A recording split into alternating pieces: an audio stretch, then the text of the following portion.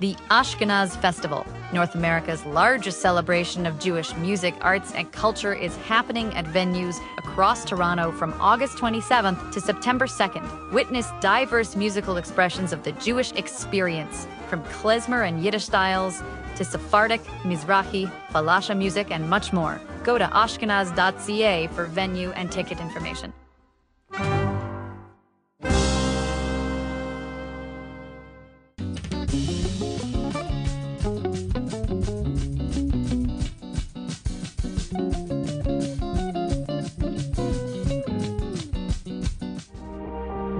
Standing in front of the future kindergarten. It's going to be fully protected from the roof. It'll be safe. With help of Canadians from coast to coast, we're going to help bring it to fruition.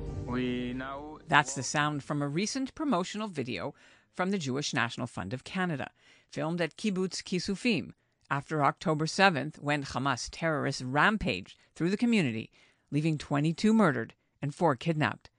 The small kibbutz was devastated. JNF Canada has partnered with Kisufim to rebuild and help the community heal. The charity's website says they've already raised 50% of the funding, but what happens next is unclear. A few weeks ago, in an announcement that made international headlines, JNF Canada said the CRA intended to revoke its charitable status. And a few days later, that's what happened. On August 10th, the government finalized the decision and revoked one of the oldest and most storied Jewish Canadian philanthropic organizations' ability to issue tax receipts. Until now, exactly what was behind this turn of events came only from JNF's side of the story. But the CJN has learned that's just a tip of the iceberg. In fact, JNF Canada has been in trouble with the tax department for many years, and the charity knew it 5 years ago in 2019, and they knew it even before, as far back as 2016, with Ottawa already asking why it shouldn't revoke JNF Canada's status. Now, Canadian tax laws have prevented the government from releasing information about its correspondence with JNF Canada, but they're free to do so after a charity gets revoked. So we asked, and they sent us 358 pages of documents. No one at CRA was giving interviews, but the documents do a lot of talking. The letters back and forth between CRA and JNF Canada paint a much broader picture of the charity's, quote, serious and repeated non-compliance with the tax department. They call them major concerns, and all point to Ottawa seemingly finally losing its patience.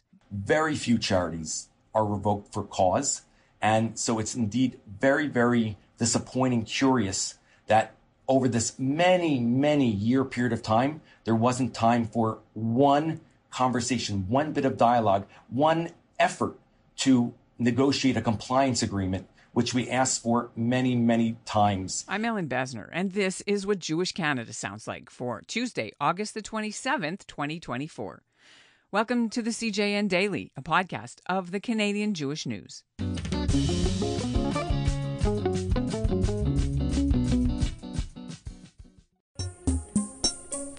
Is life really miserable for the Jews, or are we just glued to a 24-hour news cycle? Should we be worried that so many young rabbis are coming out of seminary as anti-Zionists? And what does Judaism say about polyamory? If you want answers to these questions, well, we don't have any. But we do love asking them. Each week, tune into Bonjour Chai to hear debates and hot takes by me, Avi Feingold, and me, Phoebe Maltz-Bovey, as we sit down with pundits, rabbis, and scholars to talk about the most pressing issues facing Jews in Canada and around the world. Listen and subscribe to Bonjour Chai at thecjn.ca/bonjour or wherever you get your podcasts. JNF Canada has been under the auditor's microscope at least 5 times since the Canadian charity was founded in the 1960s as an independent Canadian organization with headquarters in Montreal and its own bank accounts and board of directors, separate from JNF Karen Kayemeth in Israel. The documents we received outline how CRA came to have a problem with JNF Canada's founding purpose, relief of poverty. And over the years, the auditors felt the charity focused too much on the marquee projects where donors got their names on plaques, rather than what the money was really going for, which was to pay poor immigrant workers to plant the trees and dig the reservoirs. So the auditors asked for proof, if anyone verified if these workers were actually poor, how much they were getting paid, because Ottawa also felt they were being highly overpaid and not receiving training or career counseling, which would have helped them more. missing paperwork mostly in Hebrew, and all of it stored in Israel, not Canada, which is against the law. That annoyed the auditors. But overall, they just wanted the charity to prove Canadians had direction and control over the $200 million JNF Canada has sent to Israel, funds subsidized by the Canadian public, with donors writing off tax receipts. Or was it, as the government suspected, the charity acted simply as a conduit of money to JNF Israel? There were lots of other things that annoyed the auditors, and you can read about it in the story in our show notes. For its part, JNF Canada maintains the government's been biased and that they've been unfairly targeted, and that the charity tried to fix most of what the CRA wanted until the government ghosted them and then blindsided them by pulling the trigger, even though the whole thing had gone to court to block that from happening. CEO Lance Davis joins us now with the charity's response. Thank you so much for having me. Good to meet you. As you know, your charity's been in the headlines in the last couple of weeks. It's not business as usual anymore. That's correct. Give me specifics. Can you have a Negev dinner? Can you have the Torah scroll for Kisufim? Tell us what this means. So we are no longer allowed to issue charitable receipts. We are still a corporation. We're still a not-for-profit. We haven't been closed down. We are continuing with our events and our activities. Needless to say, we want to offer charitable receipts, and we're trying to work out a system in which we'll be able to do it. Hopefully the courts will sort that out promptly. Secondly, I'm really pleased to say that our supporters are continuing to make their gifts without a charitable receipt. Just yesterday, we received a gift for $144,000. And the donor said, I don't need a charitable receipt. I'm happy to give it. The work we're doing is really important. And it's not just the top donors, it's the grassroots people. Trees are still being purchased. So we're continuing to do our work.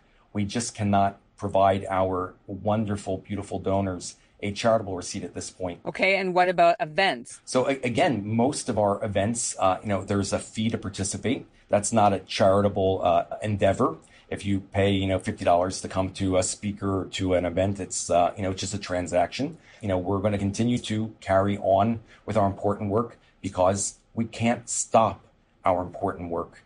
Our extended family in Israel needs us. I just came back a week ago, and the leader of the kibbutz said to us, I can't imagine rebuilding without the support of JNF Canada. And we have to be there for her. So without receipts, we're going to continue to do the work that we have to do because JNF Canada is essential. Don't you have to now wind up the charity part? Does that mean close offices and lay off staff? That kind of conversation is way down the line. We have up to a year to wind down the charity part of it. But let's not forget, there's a presumption of innocence in Canada. And we have a right to go to the courts, which we have filed to do so. We're going to be going to the Federal Court of Appeal, whether it takes 6 months to be there or 9 months, whatever the time frame is. And we're availing ourselves of this opportunity. And we believe we have a very strong case to make on behalf of JNF. When your press release came out after saying you were blindsided, is that really true? Because this has been going on for quite a long time. They told you a long time ago they were going to do this in 2016, yeah. and 18, then 19. Then... So let me clarify with respect to this term blindsided. When we read the revocation notice in the Gazette over the weekend on Shabbat, that's when we use the term blindsided. We were blindsided with respect to that. So when we filed with the courts, we expected to carry on as a charity because of this presumption of innocence. The CRA does have the authority to revoke a charity immediately before their day in court in aggravated cases.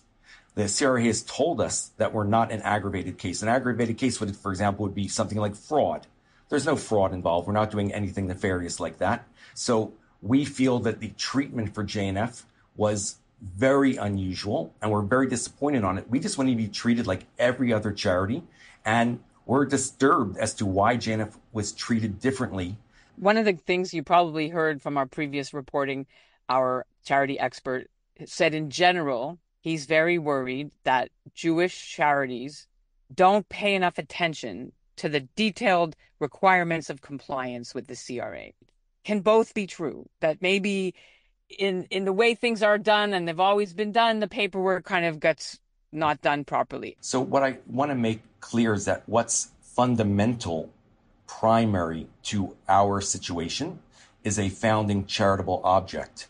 Now, most of your listeners out there have no idea what a founding charitable object is. So what it means is that it's the work that you agree to do to advance a charitable purpose. That might be education, it might be religion, it might be combating poverty. So JNF has been operating in Canada for more than 100 years. In 1967, so we were incorporated as a charitable entity. Our founding charitable object was to provide indigent laborers, mainly new immigrants, with employment, digging reservoirs, planting trees, that sort of thing, simple labor, thereby keeping them off of the welfare rolls, thereby combating poverty. CRA in writing accepted that and said this is legitimate, and we have that documentation from 1967. So from 1967 to 2014, that's what we were doing. And we'd had 4 audits prior to that. So when in 14, they came back and said, your founding charitable object isn't indeed charitable, we were surprised because why didn't you tell us on the first audit? Or why did you agree to it in 1967? Why didn't CRA say to us in 1967, this object that you're proposing is not kosher? We were not combative. We said, let's work together to come up with a new charitable object that would be satisfactory.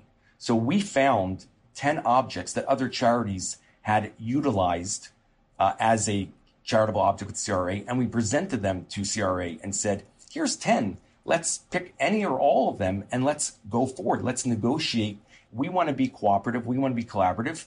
And we got 0 response. So that's part of our disappointment with the process. I've spoken to many officials who've worked in the CRA, and their goal is not to revoke. It's even on their website. Their goal is to help charities become compliant. A tiny, tiny fraction of charities are revoked by CRA, most of them for failing to file with the CRA every single year, which of course we do. Let's say they didn't talk to you, they ghosted you. This dates back to even earlier, 2011, 2012, where they say that you don't have any real control over what they do on the ground. There's missing paperwork, there's agreements, but it's not really controlled by Canada, that they have no proof that you are actually hands-on in control. So yes, every charity who's doing work abroad is required to display direction and control. And absolutely, they brought to us a deficiency, and we took steps over the last number of years to improve it. More robust agency agreements. We hired a professional on the ground in Israel to oversee our projects for us. We brought in a new CFO who's done an incredible job at ensuring that all of our paperwork is backed up. So, when you look at our projects that go forward, it's incredibly improved. And I think that's the goal for every charity. Perfection is for the almighty. We take improvement very seriously. And we proudly are running a very tight ship now. The unfortunate reality is that the audit is about 11 and 12, and I can't change the past. But what I will say is that, where we are today, we're in a very, very strong position from a charitable compliance point of view. Okay, because one of their complaints, many of them, but is that the paperwork, for example, came back in Hebrew. The invoices, the explanation, everything's in Hebrew. All the documents from Israel are kept in Israel. They don't like that. Why would the CRA, who's on their website, it's written in black and white. The first step for charities is education. Then the next step is compliance agreement. Third step is sanctions. Fourth step is revocation. That they weren't required to. That was a discretion. It was a choice. So it's indeed very, very curious why we weren't given the opportunity to negotiate something that was going to be satisfactory to everybody involved. You have told the public and your donors years ago that you did make some changes to no longer do projects that would be in disputed occupied territories. Or yes, for decades we had been building swing sets, parks, gardens, rest areas, all sorts of public amenities on IDF bases. I don't want anybody out there to think that the assets or resources provided were anything of a military nature, guns, tanks, weapons, nothing of that sort, swing sets, So we disagree that helping the children of soldiers who are required to live on a base is not charitable work. Nevertheless, when the CRA brought it to our attention saying that they believe that this is problematic, we said, we don't want to argue with you. We want to be cooperative and collaborative, and we'll stop doing them. Point number 2, with respect to the disputed territories, yes, over the decades, JNF has built and been involved in projects that have been on both sides of the Green Line. The overwhelming percentage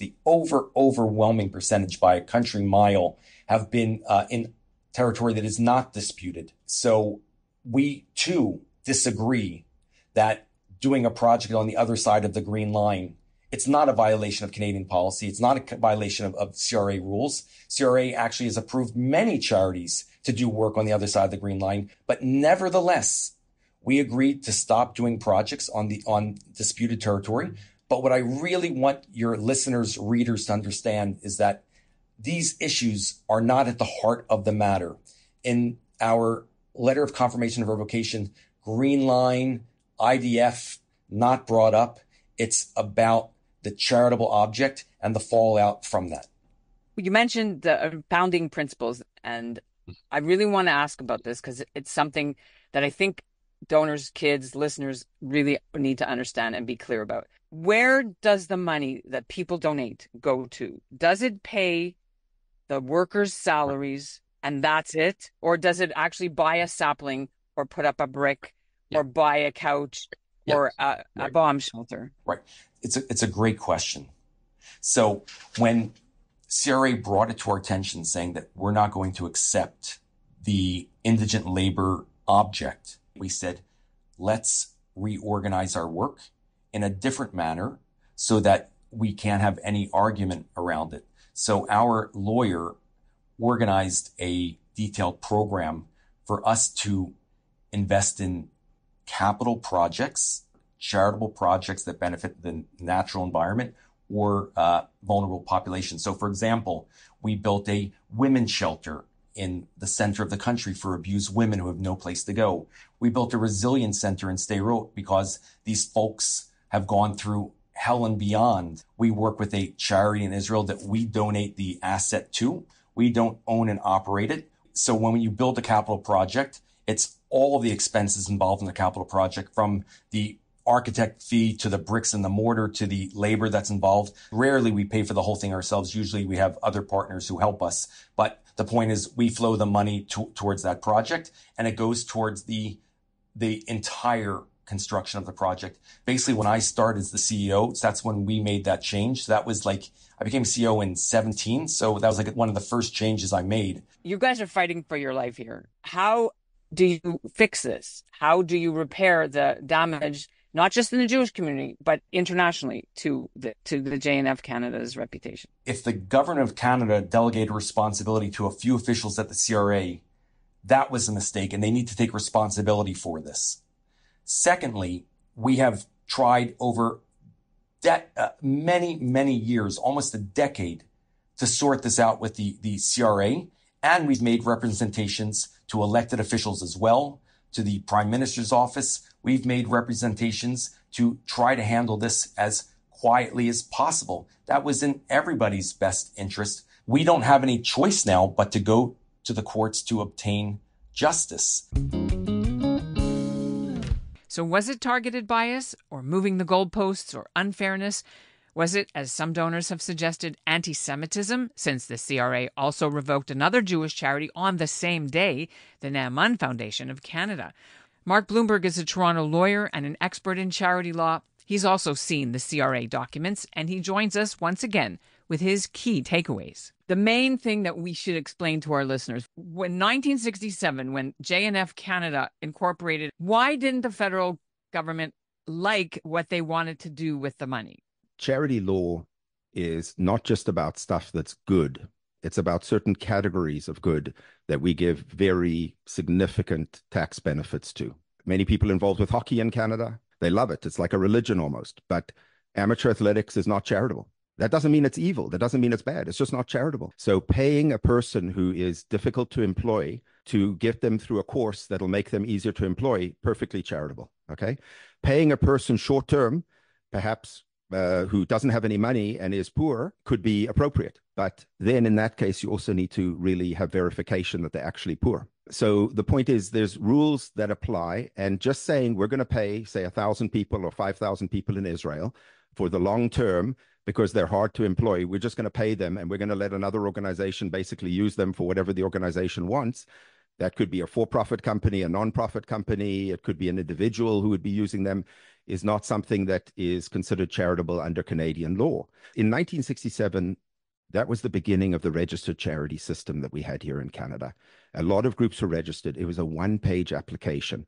And I will tell you, in my 30 years of acting in this area, this is the first time I've ever heard of a group actually having any trouble getting registered in 1967. It was such a basic approach then. And so CRA did register them in the end after some back and forth. But there were already indications that there were going to be issues back then, but they didn't have the infrastructure back then, and they weren't vetting groups in the same way as they're vetting them right now.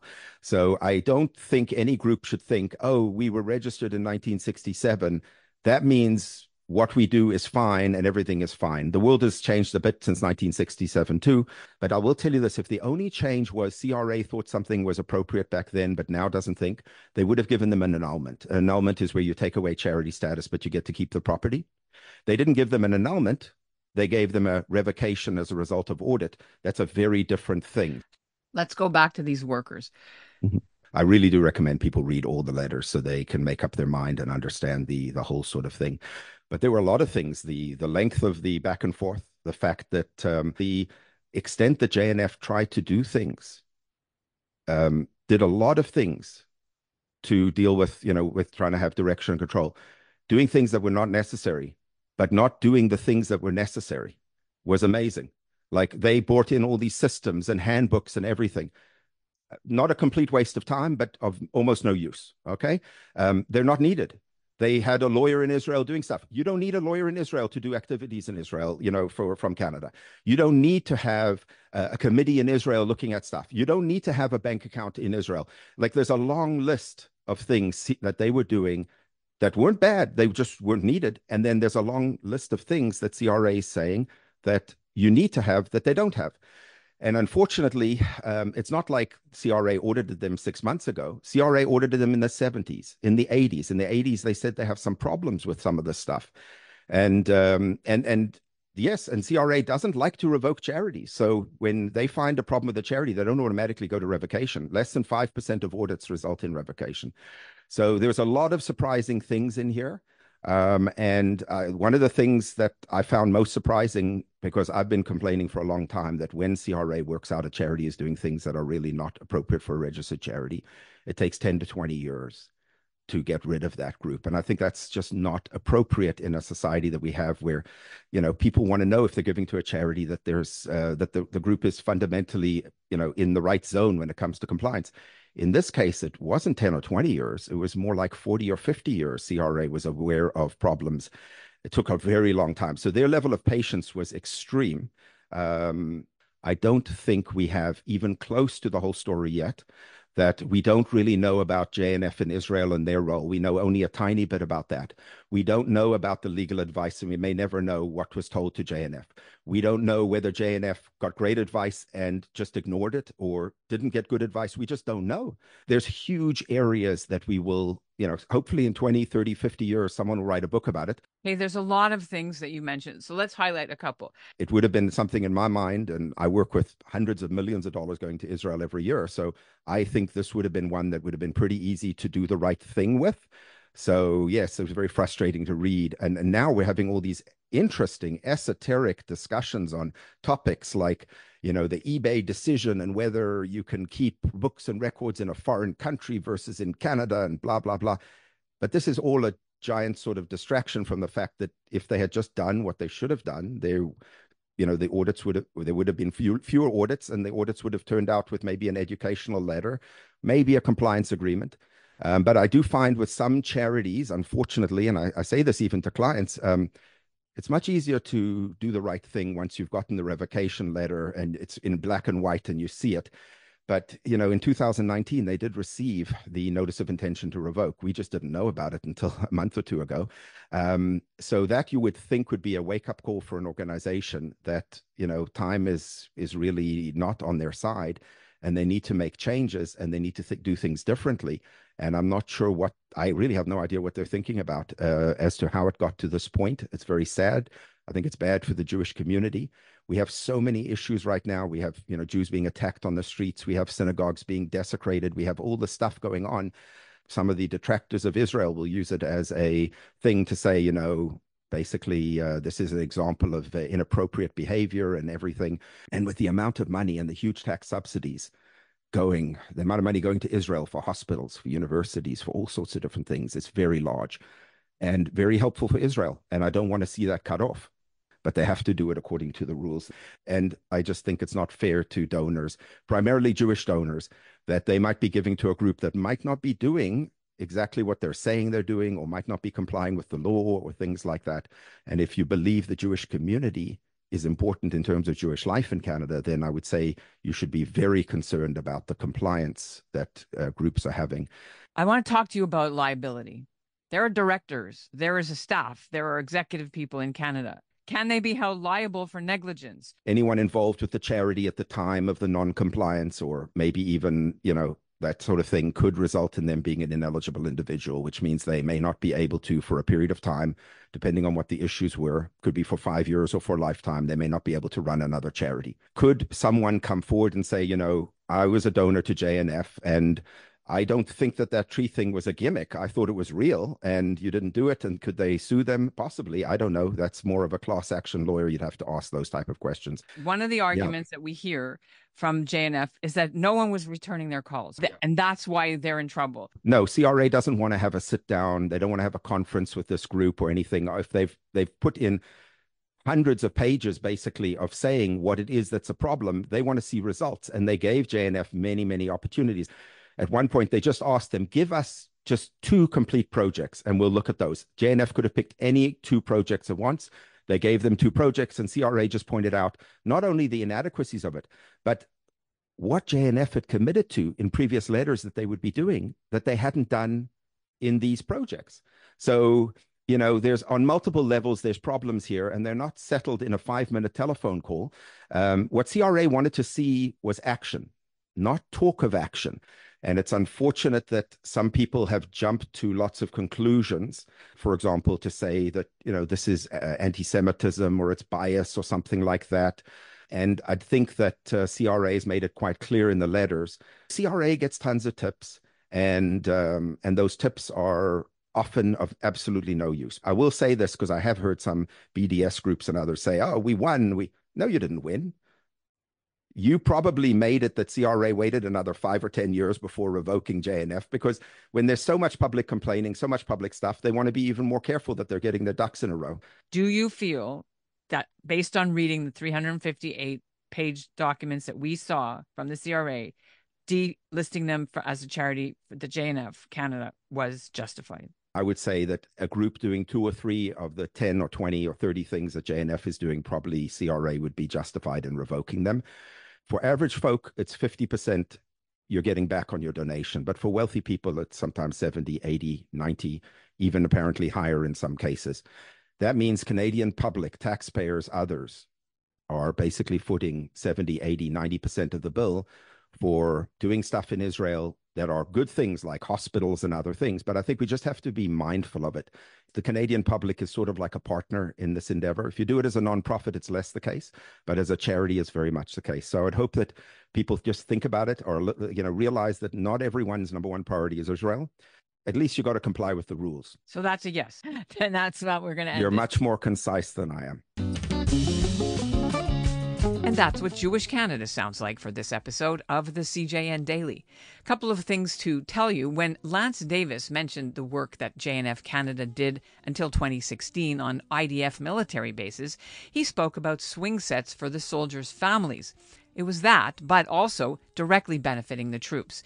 CRA documents say JNF Canada helped build mess halls and kitchens for Air Force pilots and crews, and upgraded an intake center and an auditorium for Navy personnel. One more thing Mark Blumberg told me. JNF Canada certainly isn't the first major Jewish charity to suffer a similar fate and have many of the same compliance problems. Canadian Magen David Adom for Israel lost its charitable status in 2001.